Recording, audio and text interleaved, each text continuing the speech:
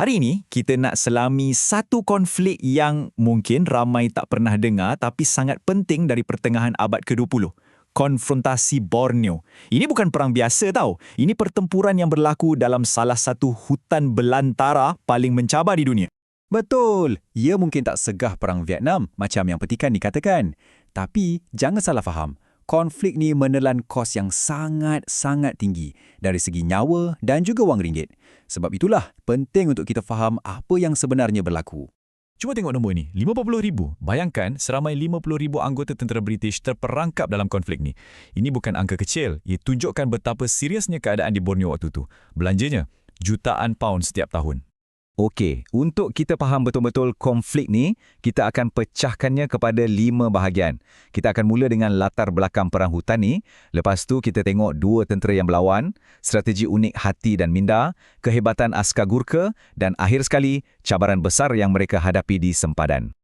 Baiklah, bahagian pertama, perang hutan. Jom kita fahamkan dulu di mana, kenapa dan macam mana semua ni bermula.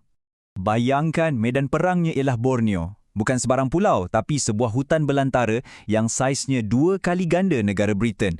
Hutan ni bukan sekadar latar belakang tau. Ia sendiri adalah watak utama, malah musuh yang perlu ditakluki oleh kedua-dua pihak. Jadi, apa puncanya? Semuanya bermula dengan penubuhan Malaysia. Macam yang kita nampak, Malaysia mengawal utara Borneo. Indonesia, di bawah pimpinan Sukarno masa tu, tak setuju langsung. Mereka nak kuasai keseluruhan pulau. Inilah yang mencetuskan apa yang dipanggil konfrontasi, satu dasar penentangan bersenjata terhadap jiran baru mereka. Seterusnya, jom kita tengok macam mana kedua-dua pihak ni berlawan. Dua tentera dalam satu hutan yang sama, tapi dengan pendekatan yang sangat-sangat berbeza. Kat sini, kita boleh nampak perbezaan yang ketara. Pihak Commonwealth, mereka sangat bergantung pada teknologi moden. Bekalan datang dari udara, helikopter jadi macam nadi utama mereka. Sebaliknya pula, gerila Indonesia, mereka lebih tradisional. Bergerak senyap, guna perahu, hidup dengan apa yang ada dalam hutan dan pakar dalam serangan hendak. Lepas serang, terus hilang dalam hutan. Strategi Indonesia ni sebenarnya agak bijak. Mereka rekrut orang tempatan dari Borneo Utara, bagi latihan dan senjata, lepas tu hantar balik untuk buat kacau bilau. Mereka ni beroperasi secara senyap, tak perlukan banyak bekalan, tak ada radio nak minta tolong. Harapan mereka sepenuhnya pada maklumat daripada suku kaum di dalam hutan. Satu taktik yang sangat berkesan kan? Sentiasa buat pihak British tak senang duduk. Tapi perang ni bukan pasal senjata je. Ia juga pasal siapa yang dapat sokongan orang tempatan. Jadi jom kita beralih ke bahagian ketiga untuk lihat macam mana perang merebut sokongan rakyat ini dilancarkan. Jadi apa benda sebenarnya kempen Hati dan Minda ni? Senang cerita, ia adalah strategi British untuk menawan kepercayaan suku kaum tempatan. Caranya? Dengan membantu mereka kurangkan kesan perang pada hidup mereka. Harapannya, mereka akan balas budi dengan bagi maklumat risikan.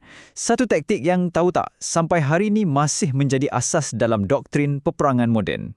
Dan ini cara ia berfungsi dalam 3 langkah mudah. Mula-mula, bagi bantuan macam ubat-ubatan percuma, dari situ kepercayaan mula terbina. Bila dah percaya, barulah mereka kongsi maklumat risikonya yang sangat berharga pasal pergerakan musuh. Macam satu hubungan simbiosis kan di tengah-tengah perang pula tu. Nak tengok contoh sebenar? Ini dia, Pre-Bat Bill Young. Dia seorang anggota perubatan British yang sanggup berjalan berbatu-batu setiap minggu masuk ke dalam hutan semata-mata nak bagi ubat pada budak-budak suku Kelabit. Perbuatan kecil macam inilah yang membina kepercayaan yang sangat besar. Okey, sekarang mari kita fokus pada satu pasukan yang luar biasa. Mereka ni pakar sebenar dalam persekitaran hutan. Siapa lagi kalau bukan askar Gurkha. Persoalannya, dalam persekitaran yang ganas macam ni, macam mana nak dapat kelebihan? Hutan itu sendiri adalah musuh. Jadi, apa jawapannya? Jawapannya bukan datang dari darat, tapi dari udara. Helikopter.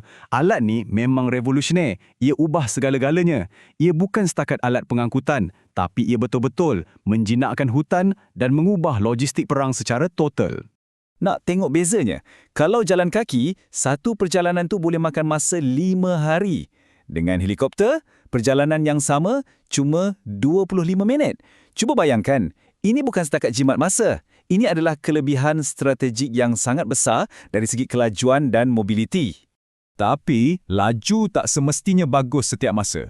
Macam yang Major Vivian Robinson dari pasukan Gurkha ni cakap, ada masanya senyap itu lebih penting. Kalau mereka nak menyelenap tanpa dikesan, tak ada cara lain. Kena jalan kaki walaupun makan berhari-hari.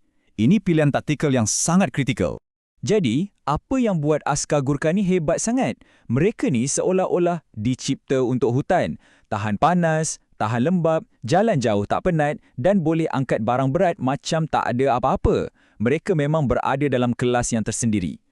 Kata-kata Major Robinson ni dah cukup untuk gambarkan semuanya. Misi mereka jelas, kuasai sempadan. Dan katanya, setiap kali musuh cuba masuk, mesti kena hentam. Penuh keyakinan.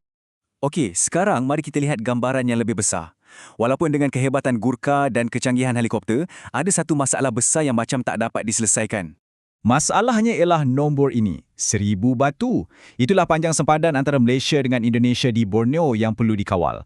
Nak bagi gambaran, jaraknya macam dari London ke Warsaw di Poland. Satu tugas yang hampir mustahil. Dan ini bukan sempadan biasa-biasa tau.